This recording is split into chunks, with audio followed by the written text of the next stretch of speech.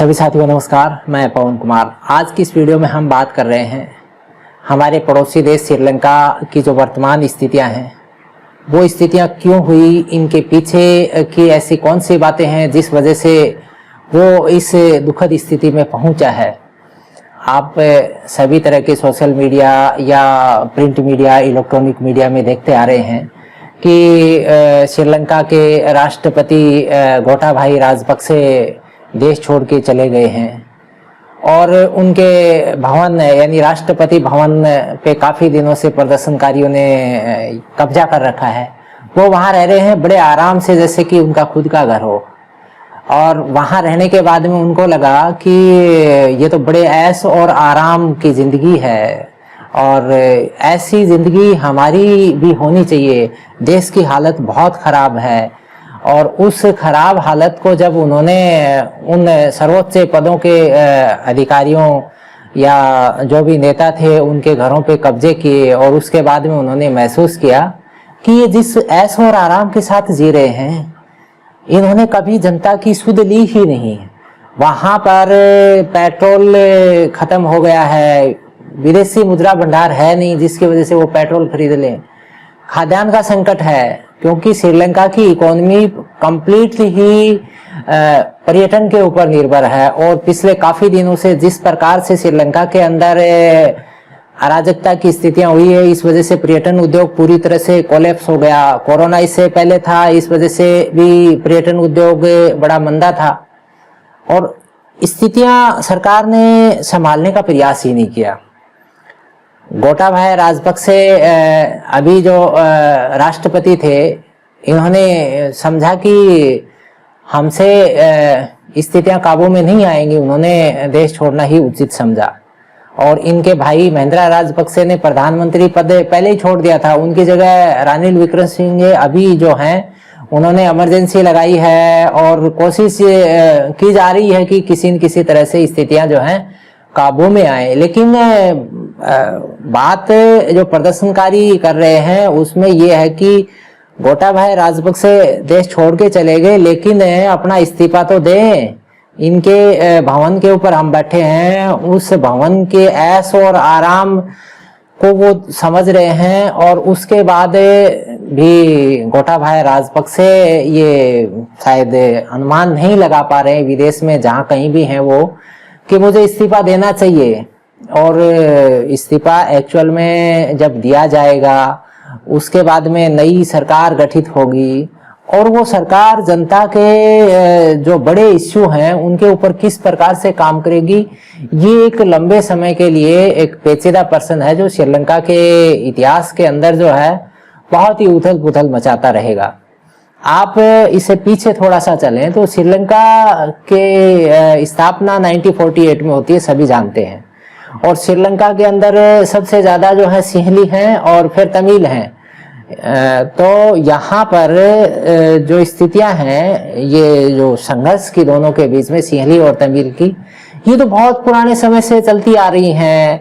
आप राजीव गांधी का दौर याद करें, उस दौर में पता है भारत से शांति सेना वहां गई थी और जो तमिलों के जो इश्यू थे और सिंहलियों ने उनको दबाने का प्रयास किया था और उस इश्यू के सॉल्यूशन के लिए यहाँ से शांति सेना गई थी और बहुत कैजुअलिटी भारत सरकार ने उस टाइम में झेली हैं।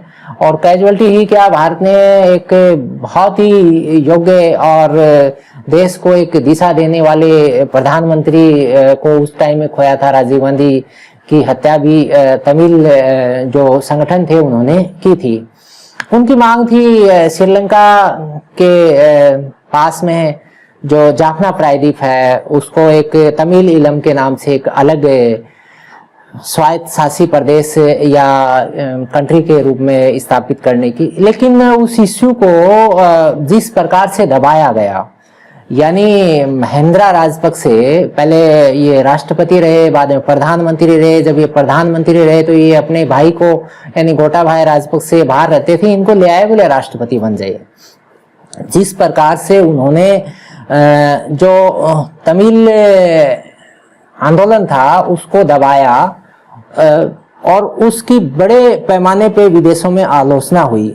यानी मानवाधिकारों का जिस प्रकार से उल्लंघन करके और उस आंदोलन को दबाया, और उसको दबाने की जो स्थितियां थी उसमें भारत का जो पक्ष था उसके ऊपर भी बहुत से मुद्दे आए हैं सामने। लेकिन हम यहाँ जो बात कर रहे हैं उस दौर के अंदर, यानी जब उनको दबाया गया था, तो वो जो बातें थी वो तमिल और सिंहलियों के बीच में भविष्य में विवाद के रूप में कभी भी उभर सकती थी, ऐसी थी।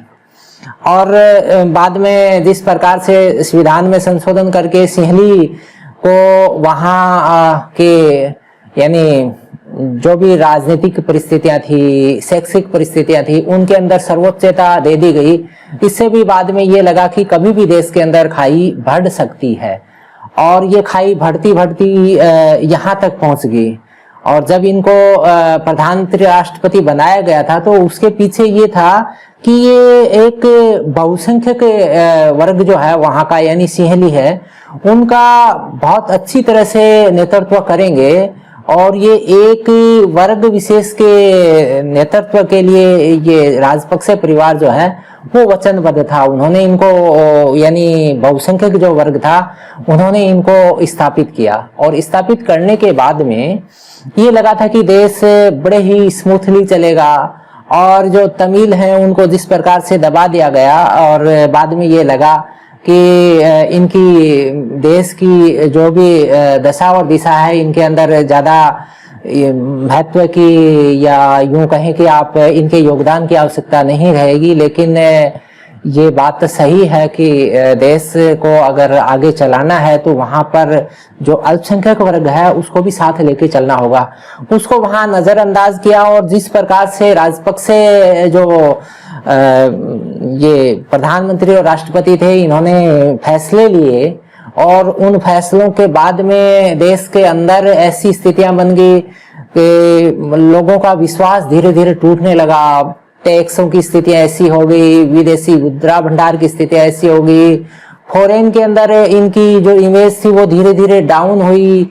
इस वजह से क्या हुआ, एकदम से कटाव हो गया सभी देशों से, और इस वजह से इनके जो खुद के जो यानी जिन्होंने इनको स्थापित किया था सिंहली, उनको धीरे धीरे नाराजगी महसूस हुई कि हमने इनको सत्ता में स्थापित किया है, और हमारा मोटो यही था कि ये हमारे लिए बेहतरी करेंगे, और ये देश को एक उग्र राष्ट्रवाद के कॉन्सेप्ट की ओर ले जाएंगे। लेकिन ये चीज करते करते वो इस कदर ये मान के चलो कि एक तरफा डिसीजन लेने लगे, और इससे क्या हुआ कि वहां पर अराजकता की स्थितियां हो गई।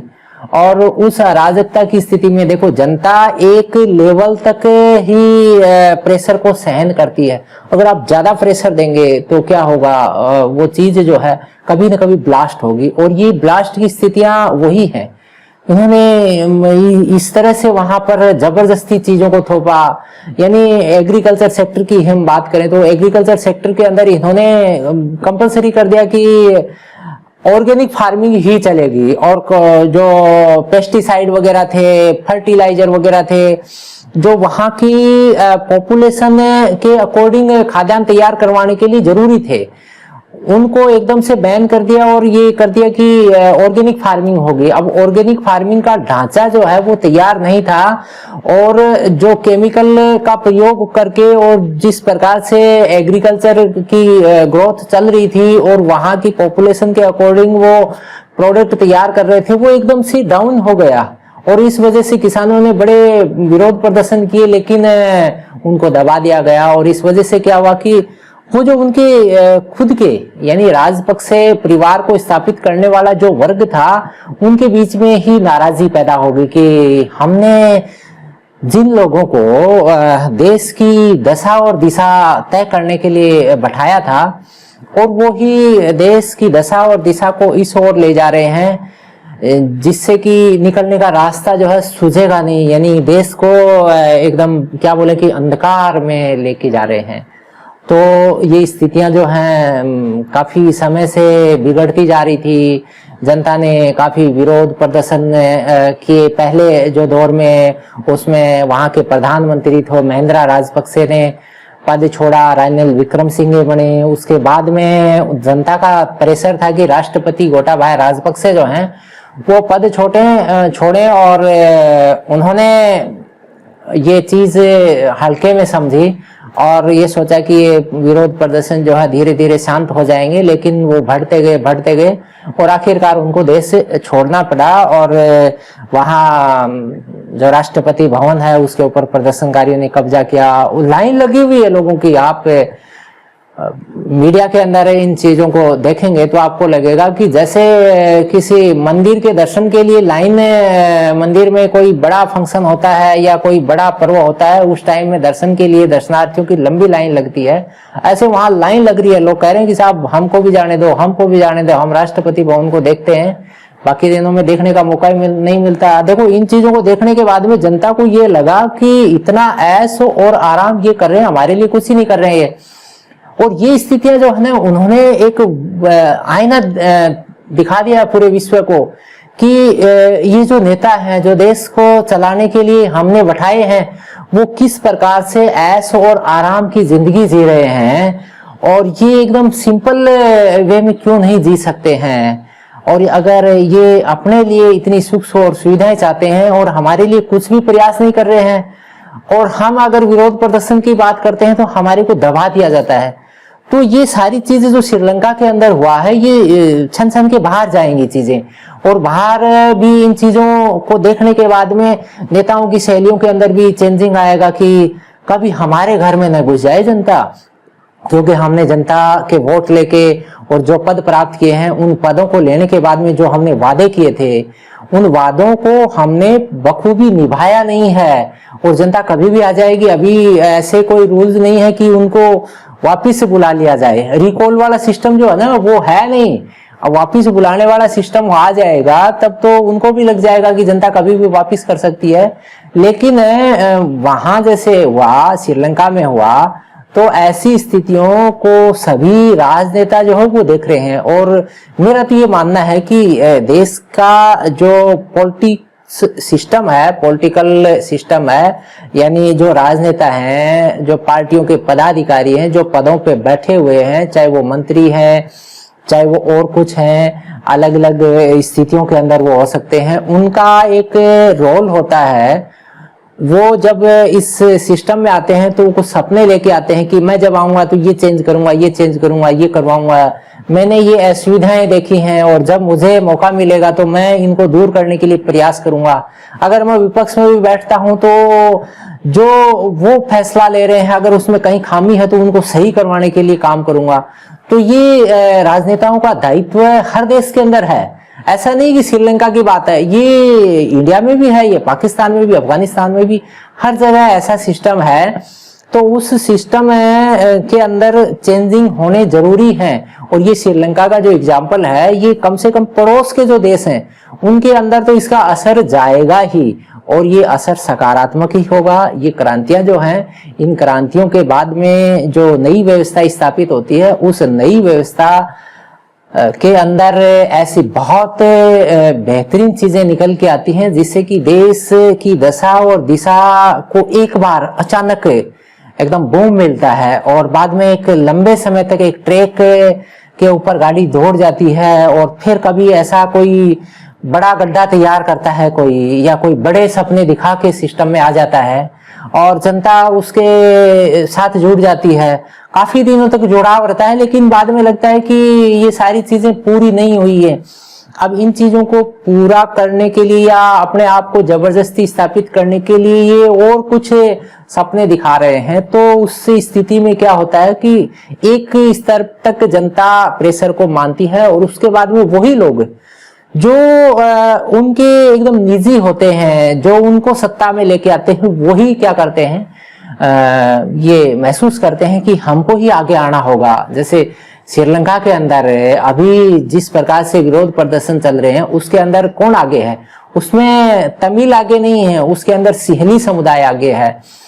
तो इन सारी चीजों को देखने के बाद में साथियों, ये बात तो आप समझ गए होंगे कि किसी भी देश को अगर चलाना है तो वहां पर चाहे वो बहुसंख्यक हो अल्पसंख्यक हो, सबको साथ लेके चलना होगा।